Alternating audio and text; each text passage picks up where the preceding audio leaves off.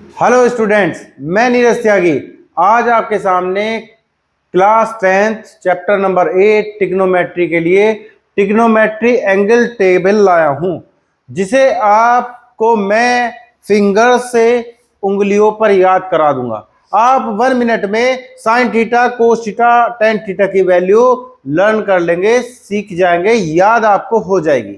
चलिए देखते हैं। सबसे पहले हम अपना लेफ्ट हैंड लेते हैं और लेफ्ट हैंड में आप क्या करते हैं कि सबसे नीचे जो फिंगर है ये बोली जाती है लिटिल फिंगर, फिर उसके ऊपर रिंग फिंगर, फिर मिडिल फिंगर, इंडेक्स फिंगर और फिर थंब। देखिए प्रकृति ने कैसा सहयोग बनाया है कि हमारे हाथ में भी 5 फिंगर हैं और हमारे एंगल टेबल में भी 5 एंगल हैं।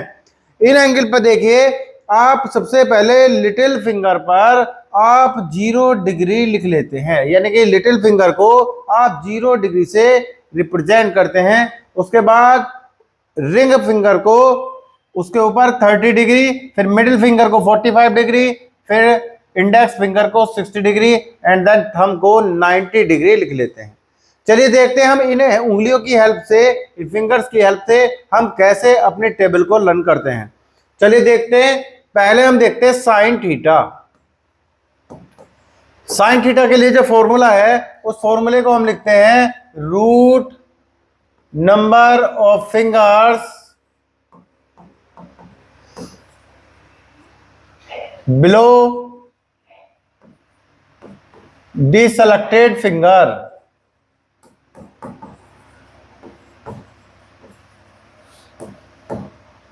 अपॉन 2। अगर हम इस शॉर्ट में बात करें फॉर्मूले की तो आप लिख सकते हो fingers below upon 2।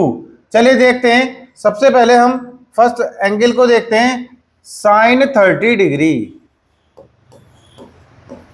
Sign 30 degree में रूट में जो हम वैल्यू रखेंगे वो वैल्यू रखेंगे जो हमारी 30 डिग्री वाली फिंगर है वो ये है। इसके नीचे कितने फिंगर हैं वो काउंट करनी है आपको। इसके नीचे फिंगर है 1, तो आप यहां पर रूट में 1 लिखेंगे अपॉन 2।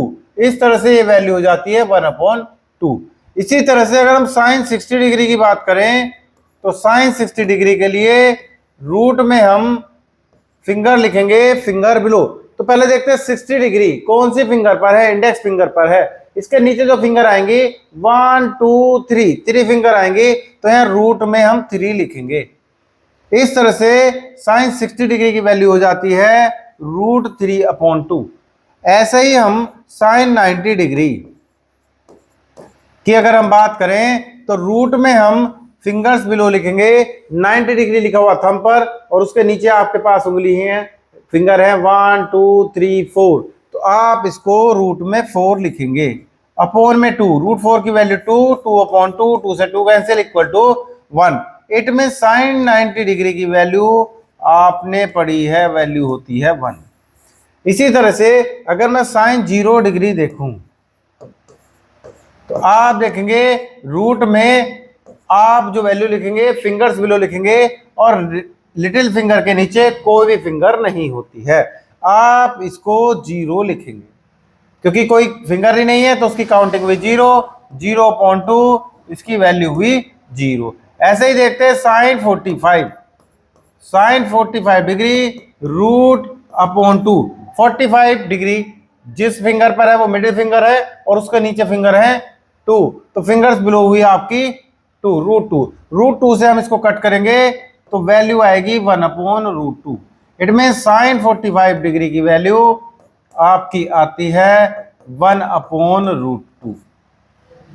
इस तरह से हमने साइन की वैल्यू लर्न की। अब देखते हैं हम कोस की वैल्यू। अब कोस की वैल्यू में बस बिलो को आप अब लिखेंगे। क्यों लिखेंगे, चलिए देखते हैं अभी। और यहां पर हो जाएगा कोस थीटा। आपने अपनी टेबल में साइन और कोस की वैल्यू देखी थी। साइन और कोस की जो वैल्यू है वो आपस में एक दूसरे की रिवर्स होती हैं। आपने देखा था कि साइन थीटा की जो वैल्यू थी वो 0 to 1 जाती है और कोस थीटा की वैल्यू 1 to 0 जाती है टेबल में। It means just sine theta की रिवर्स जाती है। तो इसमें साइन थीटा में हमने लिखा था फिंगर्स बिलो और इसमें लिखेंगे फिंगर्स अबव, इसीलिए इसमें लिखेंगे फिंगर्स अबव। चलिए देखते हैं कोस थीटा। हम देखते हैं सबसे पहले कोस 0 डिग्री। कोस 0 फिंगर्स अबव लिखा हुआ है तो 0 के ठीक ऊपर 1 2 3 4, 0 किसके लिए था? लिटिल फिंगर्स का रिप्रेजेंट करता है 0 डिग्री। हमने जो एंगल देखे थे, हमने लिटिल फिंगर्स को जो रिप्रेजेंट कराया था वो 0 डिग्री से, नेक्स्ट को 30 डिग्री से, नेक्स्ट को 45 डिग्री से, नेक्स्ट को 60 और नेक्स्ट 90 डिग्री से। तो 0 डिग्री लिटिल फिंगर है, इसके ऊपर 1 2 3 4 फिंगर हैं। रूट में लिखेंगे fingers above, it means √4 upon 2। √4 की वैल्यू हुई 2 अपॉन 2, 2 से 2 कैंसिल इक्वल टू 1। इसी तरह से देखते हैं कोस 30 डिग्री। 30 डिग्री में हमने देखा कि ये है आपकी रिंग फिंगर्स, इसके ऊपर 1 2 3 फिंगर है तो 3 रूट में लिखा और अपॉन 2, तो कोस 30 की वैल्यू होती है √3 अपॉन 2। कोस 45 इक्वल, आप देखिए 45 के ठीक अबव आपको पास फिंगर है 2, तो √2 upon 2, it means 1 upon √2। Cos 60 degree, 60 degree के ठीक ऊपर आपके पास फिंगर है 1 अपॉन लिखा 2, तो वैल्यू कोस 60 डिग्री की 1 अपॉन 2। कोस 90 डिग्री, 90 डिग्री से ऊपर एक भी फिंगर नहीं है, इसलिए लिखा आपने 0 और √0 की वैल्यू 0, 0 अपॉन 2 वैल्यू आती है 0। इस तरह से हम कोस की वैल्यू लिख लेते हैं। अब देखिए tan थीटा, आपको पता है कि tan थीटा होता है sin theta upon cos theta, it mean sine और कोस का रेशियो आपका tan थीटा होता है। तो इसी तरह से हम यहां पर tan थीटा को हम लिख सकते हैं sine theta upon cos theta, और ये साइन और कोस का अगर हमने रेशियो फॉर्मूले का लिया तो यहां पर आएगा फिंगर्स बिलो